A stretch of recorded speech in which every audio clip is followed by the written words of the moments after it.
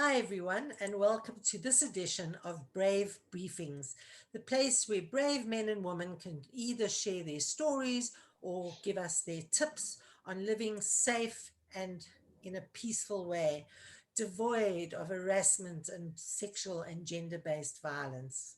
Are you brave?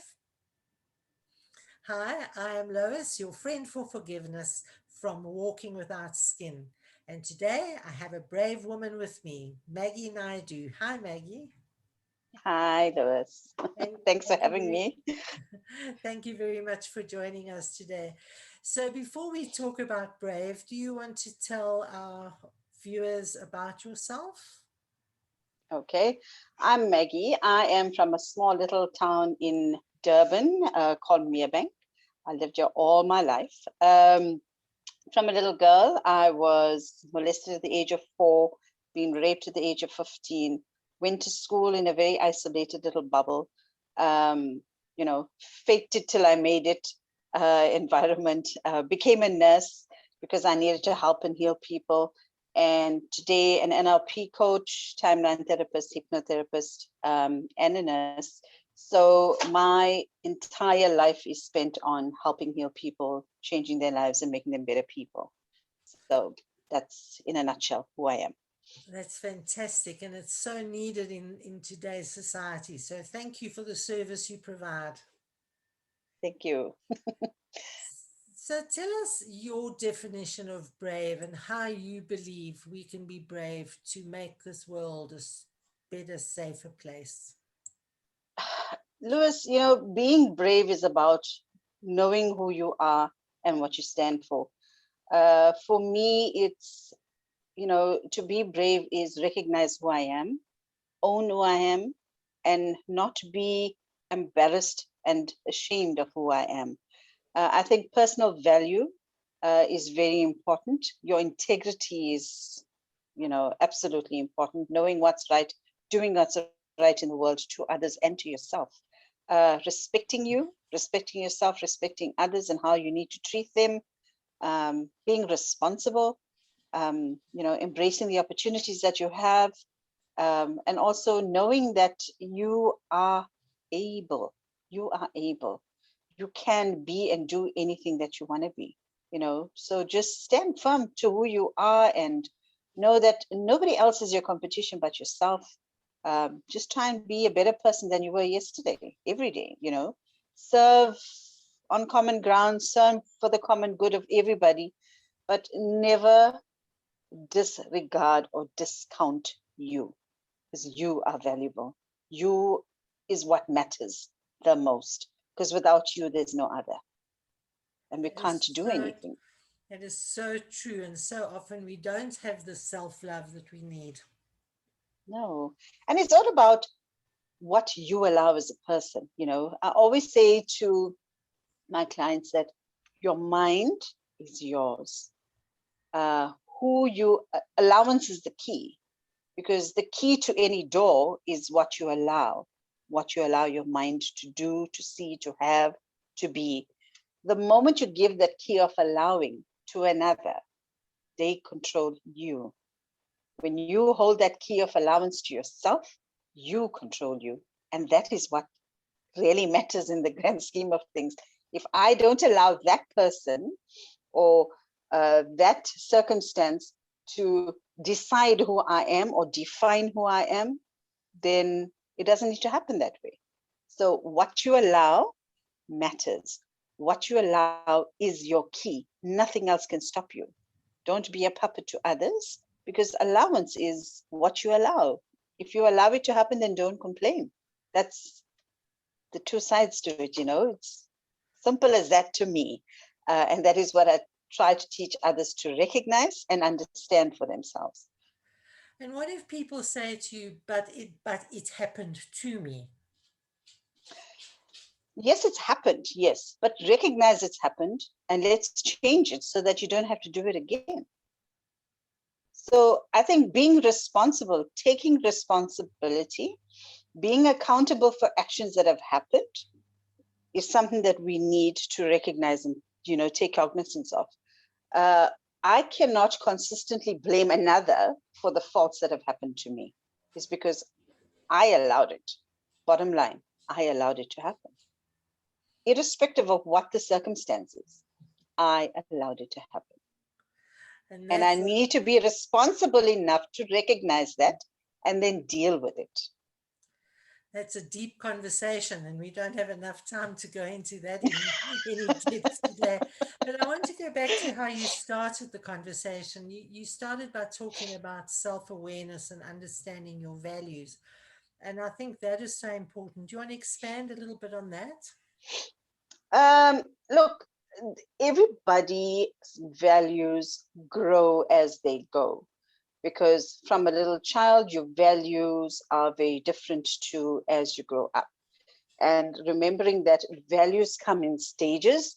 So in the old days, people valued things for on a survival, when man first came about, it was survival. So as we grow and as they go, it's not only about survival for self, it's survival for others. Then we find that as we go along, the value is about me, myself, and I, and then people value about the family as a unit. So we need to recognize where we are in our lives at the time. So what we respect, what we deem as ours, what we deem as important to us, we need to recognize those things. So value has got a huge role to play in our lives. So it's how we see and do things. It's what we decide is valuable to us. Fabulous. So now we know what's valuable to us. How does that help us to stop harassment and to stop violence? You know, that is, how do you stop somebody from being violent? Would you like it to be done to you? And I think self-reflection is something people need to understand. The value of life is extremely important to everybody, and I guess that is where the different roles come in, and education plays a huge role in that. Understanding plays a huge role in values. How can we stop the person that actually commits the crime? That's a bit of a hectic one, because you've got to see it from their standpoint. Some of these perpetrators are not well in their mind. They are not well educated. Their survival techniques are more on the primitive side of life, because they feel they owed that much. And I think and I don't know if I'm allowed to bring in gender here from a violence standpoint, because majority, I think from a statistic point of view, violence is committed more from a male standpoint than a female. And as far as gender-based violence is concerned, I mean, that's more a prevalence. Men, you don't own women. Sorry to say that, but you don't own us. We are individuals. We have rights, It's sad because man thinks that I'm a superior being to all others, and that's not the case. Biblically, I think, it says, women submit to your husbands and men submit to your wives. Doesn't mean ownership, it does not mean ownership. So a little story, when I was growing up, a family member, and living in that household, a family member of mine consistently beat his wife. And I grew up seeing that, and I said, that will never happen to me. And I think that drove me. And every time I saw it, I cringed. And it showed me that you as a woman, you're not allowed to speak your mind. You as a woman, you are not allowed to say no. You're not allowed to be an individual. That was taken away from, my aunt. And I thought to myself, never, never, never, Maggie. I will consistently stand up for me. And I think, if we don't value ourselves and know what we are worth, then you will allow that to happen. Get up and walk away. You have that right. What's the worst he can do? Kill you. But why? That's fine. Why? You're standing up for what you believe in. You know, he can never touch you again and he will go in jail. But the thing is, bottom line, value yourself. Walk away. You don't need to be in an environment like that. And I think fear is something that takes over people or take over women. Sorry if I'm deviating, but it's there. I need to say it. Fear is, you know, something that we create because it's unknown. It's what we think is going to happen. It doesn't have to happen in the negative. Think positively that, yes, I'm going to walk out of here and I am going to win. I am going to conquer.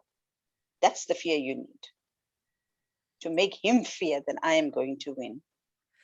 Fabulous. So I really like your take on it. It started off about having your values, but one of your values is to value yourself and to know Correct. it's time to walk away.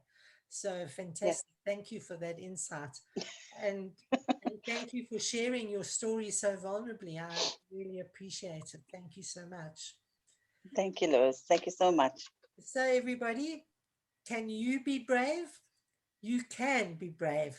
And together we can fight the scourge, the silent pandemic that's taking place within the COVID pandemic. So you can contact Maggie.